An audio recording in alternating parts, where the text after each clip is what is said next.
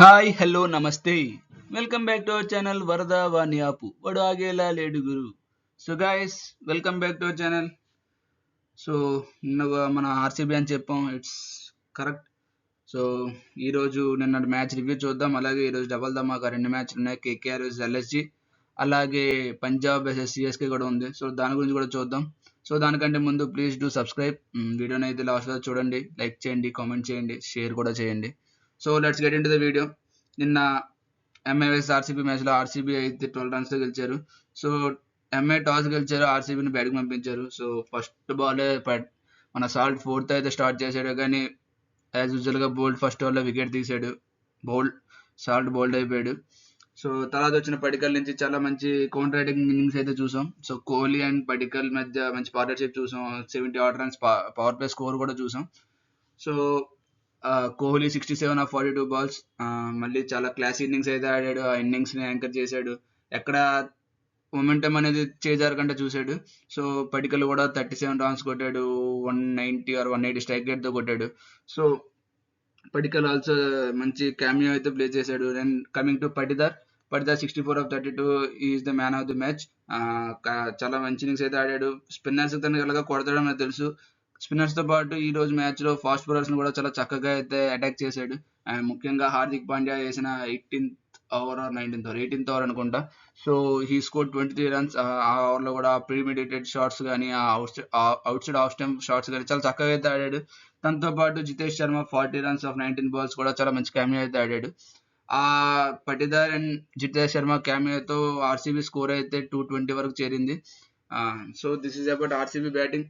Coming to Mumbai bowling లో Hardik Pandya 2 wickets తీసాడు, Kohli wicket తీసాడు, అండ్ లో ఇంకో వికెట్ కూడా తీసాడు, I mean Livingstone wicket. So this is about Hardik Pandya bowling. And Bumrah wickets ఏమి తీసుకోకపోయినా తను వేసిన పెనల్టిమేట్ ఓవర్ కానీ just 6 runs and 8 runs 14 runs ఇచ్చాడు. మేబీ ఆ 14 రన్స్ 30 రన్స్ అయ్యి ఉంటే ఇంకా ఎక్కువ స్కోర్ వచ్చేది. సో ఖచ్చితంగా బుమ్రా నుంచి అయితే మంచి స్పెల్ చూసాం, మంచి కంబ్యాక్ స్పెల్ చూసాం. వికెట్స్ ఏమి రాకపోయినా సరే బుమ్రా కదా అంతే. So this is about MI bowling నుంచి 2 వికెట్స్ చూసాం. అండ్ ఎంఐ బ్యాటింగ్ వచ్చేసరికి Rohit Sharma all guns blazing. So మంచి స్టార్ట్ అయితే ఇచ్చాడు. భువనేశ్వర్ కుమార్ 6 కొట్టాడు, 4 కొట్టాడు. ఇక్కడ మనం మెచ్చుకోవాల్సింది ఏంటంటే పటిదర్ కెప్టెన్సీ. ఎందుకంటే ప్రతి మ్యాచ్ లో మనం చూసినాం భువనేశ్వర్ హజల్వుడ్ ఓపెనింగ్ స్పెల్ వేస్తున్నారు. ఈ రోజు కూడా అదే కంటిన్యూ అవుతుంది అనుకున్నారు చాలా మంది. కాకపోతే తనకు తెలుసు Rohit Sharma left arm seamers కి ఇన్కమింగ్ డెలివరీ కొద్దిగా ఇబ్బంది ఉంటుంది అని. సో హీ బ్రాట్ ఎస్డేఎల్ in the second over.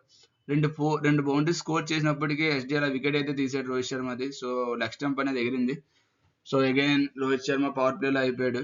And తర్వాత హెజల్వుడ్ కూడా వచ్చి మన రికిల్టన్ వికెట్ తీసుకున్నాడు. ఆ వికెట్ కీలక పాత్ర పోసింది జితేష్ శర్మ.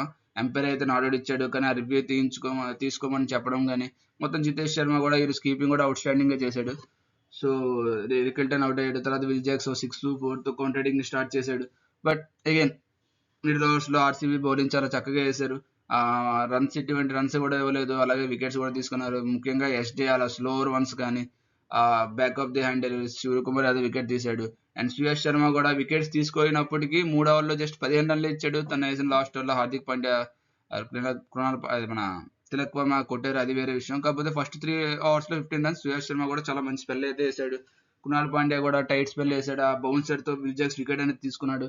సో ఓవరాల్ గా ఇట్స్ కంబైన్డ్ టీమ్ విక్టరీ ఇది. ఖచ్చితంగా ఈ ఒక్క ప్లేయర్ గెలిపించాడు అని ఏం లేదు, ప్రతి బౌలర్ కూడా చాలా కష్టపడి వేశారు. అండ్ ఒక ఫేస్ ఉండేది మ్యాచ్ మధ్యలో, తిలక్ వర్మ అండ్ హార్దిక్ పాండ్యా పార్ట్నర్షిప్. ఆ పార్ట్నర్షిప్ చూసిన ఎవరైనా సరే ముంబై ఖచ్చితంగా గెలిచేది అనుకుంటారు. ఎందుకంటే 32 బాల్స్ లో 90 రన్స్ పార్ట్నర్షిప్ అంటే చిన్న విషయం కాదు అది. హార్దిక్ పాండ్యా తను వచ్చిన ఫస్ట్ బాల్ నుంచే పెద్ద పెద్ద 6లు అయితే కొట్టాడు. సో చాలా మంచి పార్ట్నర్షిప్ అయితే వచ్చింది. లాస్ట్ మ్యాచ్ లో రిటైర్డ్ హట్ గా చేసిన తిలక్ వర్మని ఈ మ్యాచ్ కంబ్యాక్ అయితే అద్భుతంగా చేశాడు. 56 రన్స్ కొట్టాడు 29 బాల్స్ లో. లాస్ట్ లో భువనేశ్వర్ కుమార్ వేసిన వైడ్ స్లో డెలివరీకి అయితే క్యాచ్ అవుట్ అయిపోయాడు. So that is the turning point of the match. ఎందుకంటే డెత్ కోసం ఓవర్స్ ఉంచకుండా 18th ఓవర్ లో 19th ఓవర్ లో భువనేశ్వర్ కుమార్ హెజల్వుడ్ తో బౌలింగ్ వేయించడం, it's a good move from Patidar. Patidar అయితే కెప్టెన్సీ అయితే చాలా బాగా చేస్తున్నాడు. సో హజల్వుడ్ వేసిన పెనల్టిమేట్ ఓవర్ లో ఫస్ట్ బాల్ హార్దిక్ పాండ్యా అయిపోవడం ఇంకో బిగ్ ఇంపాక్ట్ అది. ఆ బాల్ హార్దిక్ పాండ్యా అయిపోవడం, తర్వాత వచ్చిన అమన్దీర్ కూడా ఒక 6 కొట్టడం, శాంట్నర్ 6 కొట్టాడు. అంటే లాస్ట్ ఓవర్ వరకు అయితే వచ్చింది మ్యాచ్ ఖచ్చితంగా. అండ్ లాస్ట్ ఓవర్లో మన కృణాల్ పాండ్యా వచ్చి ఇంకా మ్యాచ్ని సీల్ చేశాడు. 3 వికెట్స్ తీశాడు, మంచి యార్కర్స్ వేసాడు. ఫుల్ అంటే ఎక్కడ నీకు టైమింగ్ రూమ్ ఇవ్వలేదు. బాల్ అండర్నీత్ వెళ్ళడానికి ఆ టైమింగ్ అనేది ఇవ్వలేదు. బాల్ అయితే 110, 115 స్పీడ్ ఎక్కడ తగ్గలేదు. సో కృణాల్ పాండ్యా చాలా చక్కగా అయితే బౌలింగ్ చేశాడు. దానికి ప్రతిఫలంగా 4 వికెట్లు కూడా సాధించాడు. సో ఫైనల్ గా పట్టిదరికి మ్యాన్ ఆఫ్ ద మ్యాచ్ వచ్చింది. And it is complete team performance. After 2015 ముంబైని ఓడించిన ఆర్సీబీకి ఇదే first time. So congratulations to them. And నాకు కూడా, ఎందుకంటే నేను ఆర్సీబీ అని చెప్పాను. చాలా మంది నువ్వు ఆర్సీబీ చెప్తున్నావు కానీ ఖచ్చితంగా ఎంఐ గెలుస్తుంది అన్నారు. But I believed in them and I back them. So RCB won the match. So this about yesterday match. ఈరోజు 2 మ్యాచ్లు ఉన్నాయి. 2 మ్యాచ్ల గురించి కూడా చూద్దాం. మొదటి match again KKR versus LIG. మావాడు మళ్ళీ తప్పించాడు, ఎల్ఐజీ కేకేఆర్ వేసాడు. But it's okay. Venue Aiden gardens లో కలకత్తా. మనకి జనరల్ గా Eden Gardens pitch batting friendly ఉంటుంది. కాకపోతే ఈ టీమ్ ఇంపార్టెన్స్ వల్ల అది కొద్దిగా స్లో పిచ్ చేస్తున్నారు. మేబీ ఈ రోజు కూడా అలాగే ఉండొచ్చు. టైమింగ్స్ 3:30కి, ఎందుకంటే లాస్ట్ సండే జరగాల్సిన మ్యాచ్ ఇది. కాకపోతే ఫెస్టివల్ ఇష్యూస్ వల్ల, సెక్యూరిటీ ఇష్యూస్ వల్ల అది ఈ రోజుకి షెడ్యూల్ చేశారు, రీషెడ్యూల్. సో ఈ రోజు 3:30 PM కి కేకేఆర్ వర్సెస్ ఎల్ఐజీ మ్యాచ్ ఉంటుంది. సో పిచ్ జనరల్ గా ఎడెన్ గార్డెన్స్ పిచ్ బ్యాటింగ్ అనుకూలిస్తుంది. డ్యూ ఎఫెక్ట్ ఏమి ఉండదు, ఎందుకంటే ఇది 3:30 గేమ్ కాబట్టి. ఖచ్చితంగా బౌలింగ్ ఎంచుకున్న పెద్ద ఫలక్ పడదు, బ్యాటింగ్ అయినా సరే ఫలక్ పడదు. సో యావరేజ్ ఫస్టింగ్స్ వచ్చేసరికి 170 to 175 ఉంది. Can expect similar scores to that. 180, 185 ఉండొచ్చు. హెడ్ టు హెడ్ వచ్చేసరికి ఎల్ఐజీకి హెడ్జ్ ఉంది. ఎల్ఐజీ 3 గెలిచారు, కేకేఆర్ జస్ట్ 2 గెలిచారు. So this is about venue and team stats. టేబుల్ బాల్ చూద్దాం. కేకేఆర్ లాస్ట్ మ్యాచ్ విన్నింగ్ వస్తున్నారు. So I don't think then go to change anything. Pitch గన్ స్లో ఉంటే మోయిన్ అలీనే బ్యాక్ చేస్తారు. ఎందుకంటే లెఫ్ట్ హ్యాండర్స్ ఎక్కువ మంది ఉన్నారు ఎల్ఎస్జీలో. పురాన్ కావచ్చు, పంత్ కావచ్చు, మిల్లర్ కావచ్చు. So they has that left handers. So Moeen అలీని బ్యాక్ చేసే ఛాన్స్ ఉంది. ఇఫ్ నాట్ జే స్పిట్ అండ్ స్పిన్ బౌలింగ్ కాదు, ఫాస్ట్ బౌలింగ్ వస్తుంది, పేస్ బాగా సహకరిస్తుంది పిచ్ అనుకుంటే ఖచ్చితంగా యాండీస్ నార్జిన్ తీసుకురావచ్చు. So that is the only change I can expect. మీదంతా సేమ్ ఉంటుంది. బిగ్ ప్లస్ పాయింట్ ఏంటంటే వెంకటేష్ ఫామ్ లోకి వచ్చాడు. నింకు సింగ్ 30 runs కొట్టాడు. సో మిడిల్ ఆర్డర్ కూడా కొద్దిగా ఫైర్ అవుతుంది. రఘువంశ్ నుంచి మంచి క్లాస్ 50s అయితే చూసాం. సో డికాక్ నుంచి 90 runs చూసాం. రహానే నుంచి మంచి ఇన్నింగ్స్ అయితే చూస్తున్నాం. సో ఓవరాల్ కేకేఆర్ బ్యాటింగ్ కూడా స్లోగా బ్యాటింగ్ ఫామ్ లోకి వస్తున్నారు. Bowling they have Narayan and Chakravarthy the a spinners. And Harshit Rana కూడా మంచి ప్లేస్ చేస్తున్నాడు. అరోరా లాస్ట్ మ్యాచ్ లో మంచి వికెట్స్ అయితే తీశాడు. So KKR is looking good. Player to watch out for ఖచ్చితంగా నరేన్.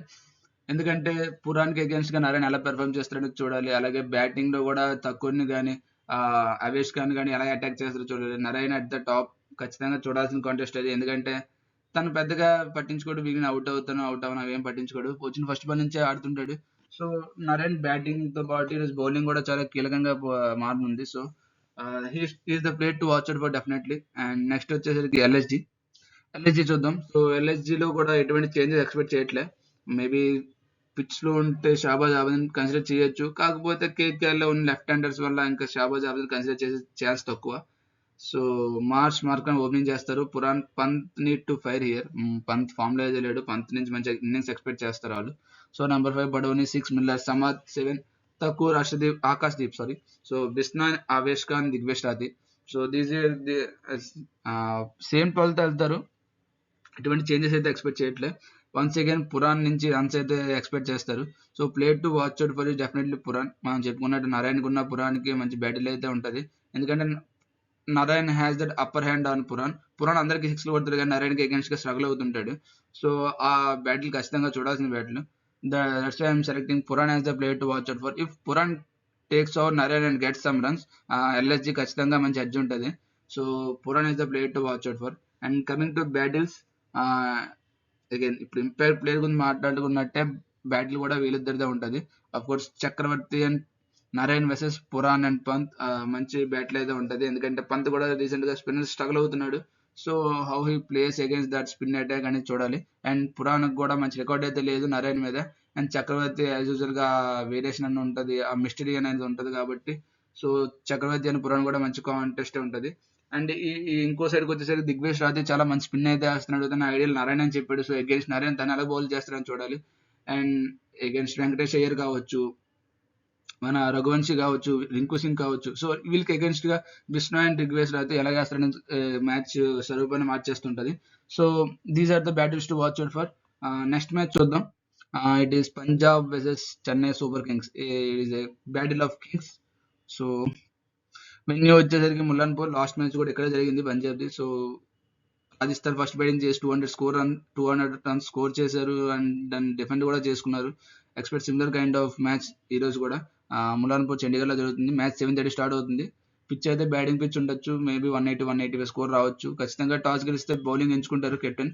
కానీ పంజాబ్ కెప్టెన్ గా నేను కానీ వెళ్తే ఖచ్చితంగా నేను బ్యాటింగ్ చేయడానికి ఎటువంటి ఇబ్బంది ఉండదు. ఎందుకంటే రీసెంట్ గా చెన్నై మంచి ఫామ్ లో అయితే లేరు.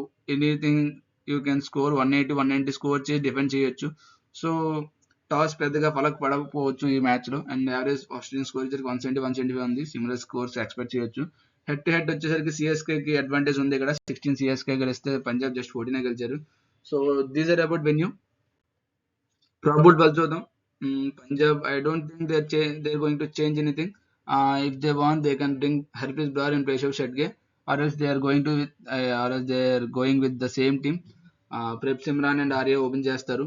Prions Arya last match first ball అయిపోయాడు, but they will give him a go ఖచ్చితంగా. So Shreyas Iyer last match కొద్దిగా అంటే అది ఏ షాట్ కూడా చెప్పడం కష్టం. అట్లా షార్ట్ అవుట్ అయిపోయాడు. So he want to rectify that. మంచి ఫామ్ లో అయితే ఉన్నాడు. He hope he continues that form. So that is about Iyer. Vadhera కూడా మంచి ఫామ్ లో ఉన్నాడు. 40 కొట్టాడు, 60 రన్స్ కొట్టాడు. So Wadhera number 4, Stoinis 5. Stoinis నుంచి ఖచ్చితంగా రన్స్ అయితే ఎక్స్పెక్ట్ చేస్తారు. సో లాస్ట్ టైం కూడా స్టాయినిస్ LSG లో ఉన్నప్పుడు అగేన్స్ట్ సిఎస్కే మ్యాచ్ ఇన్నింగ్స్ అయితే ఆడాడు. So expect some runs from Stoinis. Again Maxwell at 6, Shashank Singh 7, Shetge or Brar, anybody can come in at 8, or Jansen can promote himself to 8. So Harshdeep, Ferguson, Chahal కూడా bad patch అయితే ఉంది. So hope he returns to form. This is about Punjab టాల్. Player to watch out for is definitely Shreyas Iyer. ఎందుకంటే మనకి చెన్నైలో తెలుసు అశ్విన్, జడేజా, నూర్ అహ్మద్ ముగ్గురు spinners అయితే ఉన్నారు. చాలా చక్కగా వేస్తున్నారు. సో అయ్యర్ ఇండియాలోనే one of the finest batsmen of spin attack. So Iyer against that spin attack ఎలా ఆడుతుందో చూడాలి. So Iyer is the player to watch out for. ఆ ఫామ్ కూడా కొనసాగిస్తాడా లేదా చూడాలి. So this is about Punjab. Chennai చూద్దాం. చెన్నై అఫ్ కోర్స్ ఓడిపోయి వస్తున్నారు. వాళ్ళు పెద్దగా మంచి స్టార్ట్ అయితే రాలేదు. 4 లాసెస్ ఉన్నాయి. సో అయినప్పటికీ వాళ్ళ నుంచి ఎటువంటి చేంజెస్ ఎక్స్పెక్ట్ చేయట్లేదు. లాస్ట్ మ్యాచ్ కాన్వే తీసుకొచ్చారు. కాన్వే ఫెయిల్ అయినప్పటికీ తనకి ఇంకో ఛాన్స్ అయితే ఖచ్చితంగా ఇస్తాడు. సో ముఖేష్ చౌదరి ప్లేస్ లో అనుషులు కంపోజింగ్ ట్రై చేస్తే చేయొచ్చు. Or else they want to give another chance to Mukesh. It is up to the team management. ఒక చేంజ్ ఎక్స్పెక్ట్ చేయొచ్చు. లేదంటే మీదంతా సేమ్ టీమ్ ఉండొచ్చు. రవీంద్ర అండ్ కాన్వే ఓపెనింగ్ రావచ్చు. మేబీ గైక్వాడ్ ఓపెనింగ్ కూడా వెళ్ళొచ్చు. That is another thing. So Ravindra, Conway and Gaikwad top 3. Anybody can play in any place. And Dube, Shankar, Jadeja. Shankar last innings చూసాం 68 runs కొట్టాడు. రన్ బాల్ ఇన్నింగ్స్ అయినా సరే తనకి కొద్ది కాన్ఫిడెన్స్ ఇచ్చే ఇన్నింగ్స్ అది. సో అది శంకర్ నెంబర్ 5 వస్తాడు. జడేజా 6, ధోని 7, అశ్విన్ 8. సో చెన్నై కూడా మాక్సిమం సేమ్ 12 తో వెళ్తారు. అండ్ ఈ టీం నుంచి player to watch out for is ఖచ్చితంగా దుబే. ఎందుకంటే ముల్లన్పూర్ లో బాల్ కొద్దిగా టర్న్ అవుతుంది. పెద్ద బౌండరీస్ కొద్దిగా ఆగి వస్తుంది బాల్. సో ఖచ్చితంగా స్పిన్ అటాక్ అనేది చాలా ఇంపార్టెంట్ అవుతుంది. So Dube against Chahal and Harpreet Brar వేస్తే లేదా మ్యాక్స్వెల్ వేస్తే మ్యాక్స్వెల్ కి అగేన్స్ట్ గా దుబే ఎలాగా ఆడతారో ఖచ్చితంగా చూడాలి. So Dube is the player to watch out for. And recent గా మ్యాచెస్ లో తను మంచి ఫామ్ లో అయితే లేనట్టే కనిపిస్తున్నాడు. కొడుతున్నాడు, ఒక్కో 6 కొడుతున్నాడు కానీ కంటిన్యూ చేయలేకపోతున్నాడు. స్ట్రగుల్ అవుతున్నాడు. అంటే స్ట్రైక్ రొటేట్ చేయడానికి స్ట్రగుల్ అవుతున్నాడు. So Dube is going to be the player to watch out for ఖచ్చితంగా. ఇది probable for. Play battles to watch out for చూస్తే మనం ఇందాక చెప్పుకున్నట్టే నూర్ అహ్మద్, జడేజా అండ్ అశ్విన్ అగేన్స్ట్ అయ్యర్ ఖచ్చితంగా మంచి బ్యాటిల్ అవుతుంది. And as well as Maxwell తో కూడా. ఎందుకంటే మ్యాక్స్వెల్ ని జడేజా చాలా సార్లు అవుట్ చేశాడు. మ్యాక్స్వెల్ బ్యాటింగ్ రాగానే గైక్వాడ్ జడేజాని బౌలింగ్ తీసుకొచ్చే ఛాన్స్ ఎక్కువ ఉంది. ఎందుకంటే జడేజా నీకు ఎక్కడ టైమింగ్ ఇవ్వడు, రూమ్ ఇవ్వడు, వికెట్ వేస్తాడు. అండ్ మ్యాక్స్వెల్ అన్ప్రెడిక్టబుల్ షాట్స్ ఆడుతుంటాడు కాబట్టి ఎక్కువగా అవుట్ అయ్యే ఛాన్స్ ఉంది. బౌల్డ్ ఆర్ ఎల్బిడబ్ల్యూ ఛాన్స్ ఎక్కువ ఉంది. So that is the battle to watch out for. ఇంకో బ్యాటిల్ ఏంటంటే ఇక్కడ సిఎస్కే మిడిల్ ఆర్డర్ ఉన్న అక్కడ చహల్ అండ్ మ్యాక్స్వెల్ అవ్వచ్చు, లేదా ఫెర్గుసన్ అవ్వచ్చు. వీళ్ళకి అగేన్స్ట్ ఎలాగ వేస్తారో చూడాలి. So that is another battle to watch out for. ఇది 2 మ్యాచెస్ ఫ్రెండ్స్. ప్రిడిక్షన్ వచ్చేసరికి first match KKR versus LSG match లో బాల్ కొద్దిగా టర్న్ అయ్యే ఛాన్స్ ఉంది. హోమ్ గ్రౌండ్ అడ్వాంటేజ్ కూడా ఉంది కాబట్టి I'm going with KKR match గెలిచే ఛాన్స్ ఎక్కువ ఉంది. So second match Punjab versus CSK out of form లో ఉన్నారు. They are coming after consecutive losses. So Punjab కూడా ఫస్ట్ 2 మ్యాచ్ గెలిచినప్పటికీ లాస్ట్ మ్యాచ్ ఓడిపోయారు. So they will reassess it and ఈ same ground లో మళ్ళీ ఆడుతున్నారు కాబట్టి పిచ్ కండిషన్ ఎలా ఎక్సెస్ చేస్తున్నారో చూడాలి. సో నేనైతే పంజాబ్ గెలుస్తుంది అనుకుంటున్నా. So this is about today's predictions. ఇప్పటివరకు వీడియో కానీ చూసుంటే ప్లీజ్ లైక్ చేయండి, ఫ్రెండ్స్కి షేర్ కూడా చేయండి. మీరు ఎవరు గెలుస్తుంది అనుకుంటారో ఖచ్చితంగా కామెంట్ అయితే పెట్టండి. So that's it guys, that's it. Thank you. జై హింద్.